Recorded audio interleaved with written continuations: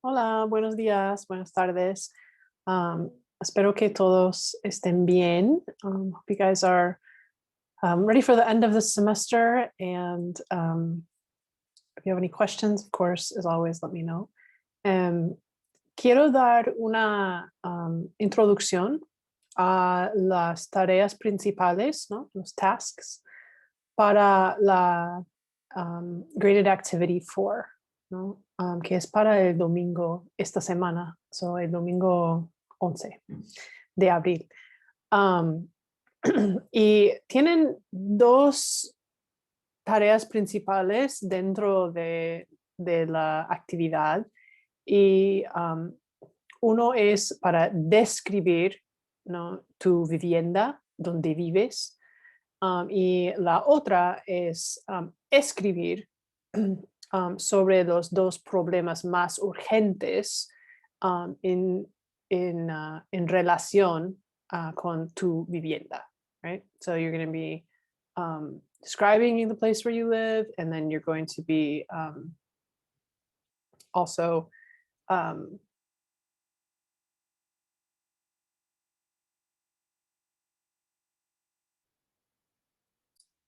describing two urgent problems could be in your neighborhood or in your community, but related to housing, right? So if you live on campus, it could be related to campus housing. I know most of you don't live on campus, and at least right now anyway. And so it could be related to your neighborhood or your community in terms of housing. So quiero compartir mi pantalla. Okay.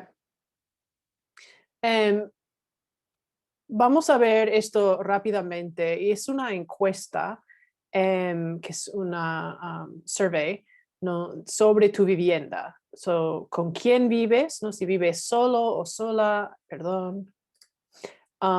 Si vives con otros compañeros, con la familia, otras personas. ¿En qué tipo de vivienda? No sé, es una residencia estudiantil como Prairie Place, o en un apartamento o en una casa. Si tienes habitación propia, ¿no? Sí, no. Antigüedad de tu vivienda, which means the age of the place where you live, ¿no? So es muy moderna, ¿no? Creo que tiene menos de 5 años. Es moderna, creo que tiene menos de 10 a 15 años. No es muy moderna, ¿no? Creo que tiene más de 15 a 25 años, o no es nada moderna, creo que tiene más de 25 años, ¿no? En mi caso, mi casa no es nada moderna, ¿no? Tiene, bueno, más de 50 años, ¿no? Mi casa. Ok. Número 5 es la valoración del precio de tu vivienda. So, ¿es barata? ¿Es it cheap? No es muy cara. It's not too expensive. No, it's not very expensive. Es muy cara. It's very expensive. O es demasiado cara. It's too expensive. Right?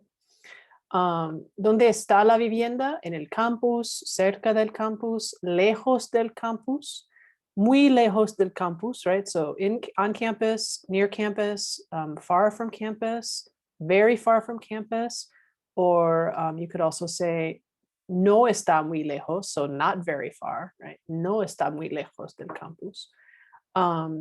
Transporte, eso es cómo vas a clase. I know all of you, or most of you anyway, are not going to class. You're not going to the university right now. But how would you go if you were going to the university, right? A pie, so on foot, en bicicleta, en autobús, en metro o en tren, en automóvil, ¿no? Automóvil es carro o coche. O otros, ¿no? Si vas con un compañero o una compañera, por ejemplo, if you go with a friend, somebody picks you up.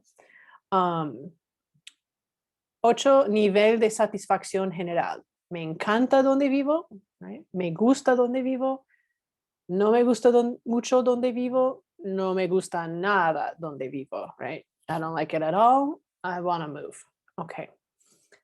So, ustedes van a completar esta encuesta y usar esta información para pensar en los problemas, right? So you can fill this out and then you're going to use this to think about what are the problems, what are the things that maybe need to be fixed.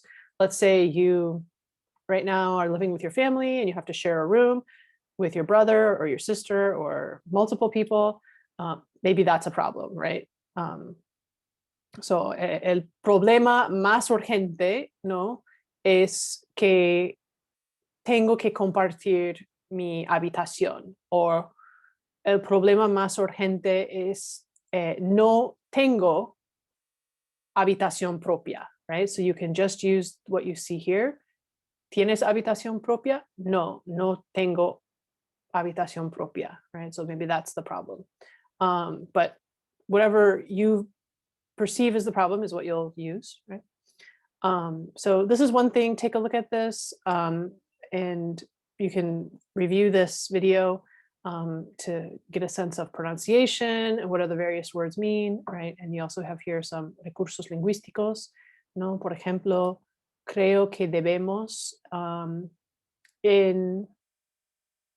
en mi ciudad, por ejemplo, ¿no? En mi ciudad, donde vivo yo, creo que debemos tener más viviendas baratas, ¿no? Más viviendas baratas, like cheaper houses, ¿no?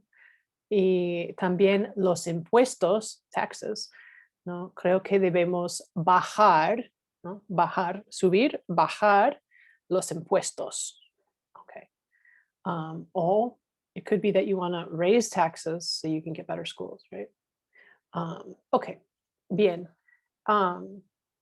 Si tienen preguntas, pueden venir a horas de oficina o escribirme un correo, ¿no? Otro ejemplo es, so we have been practicing doing, some writing exercises. You had a graded activity 3 was writing. And so we've worked a little bit with these connector words, but now we're going to be sort of trying to get our writing to be a little bit more sophisticated.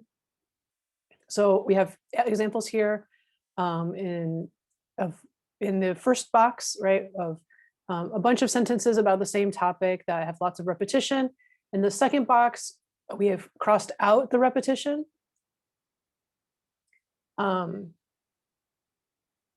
We've crossed out the repetition in the second box, right?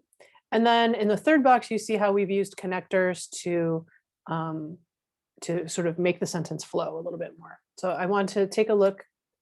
I'm going to read the first box, and then we'll go to the third box. So, Ciudad de México es una ciudad. Ciudad de México tiene mucha historia. Ciudad de México está en el centro de México. En Ciudad de México hay muchos monumentos. Muchos monumentos son prehispánicos. Muchos monumentos son modernos. So you should hear that repetition of the Ciudad de México, right? And also the muchos monumentos son. And you can see here in the second box, we've crossed out those elements that were repetitive. Okay, so then what do we do with this, right? Because we have to put it back together and it has to make sense. So we use these connector words. Here you can see, I'll read through this and then we'll look at the connector words. Ciudad de México es una ciudad con mucha historia que está en el centro de México, donde hay muchos monumentos prehispánicos y modernos. So that sounds way better, right? And that's what we're looking for. So you can see we've used con, with, right? The Mexico City is a city with a lot of history. Que, right? That is in the center of Mexico, ¿no? Está en el centro de México, donde, where, donde hay muchos monumentos. And notice for donde and que, these are both question words too, right? So que is what and donde is where. But when you don't use them as in a question, they don't have accent marks, right? So you'll notice there's no accent for que over the E and no accent for donde over the O. Normally, if we were using those in a question, they would have accents in those two letters. But since they're not, they don't have the accent mark here, right? So donde, where there are many monuments, pre-Hispanic and modern monuments, right? So pre-Hispanic and modern. So we've just used the simple E. to connect those together. Okay, so you'll have an exercise very similar to this that you'll do in the graded activity. And so I'll be asking you to sort of read the first version, identify the repetition, and then write your own version, sort of a rewrite, right?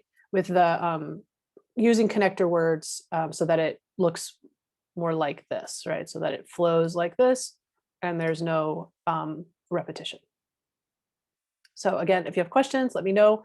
You know, the goal is that as we move through the semester, that your writing along with speaking and everything else is also becoming a little bit more sophisticated. And even though this is this sentence isn't super complex, by including all of these connectors in, you're practicing how to make more complex thoughts in that, where you have multiple bits of information in a sentence, just like you do in English. Okay. Bien. Bueno, si tienen preguntas, yo tengo horas de oficina los miércoles, ¿no? Y los lunes.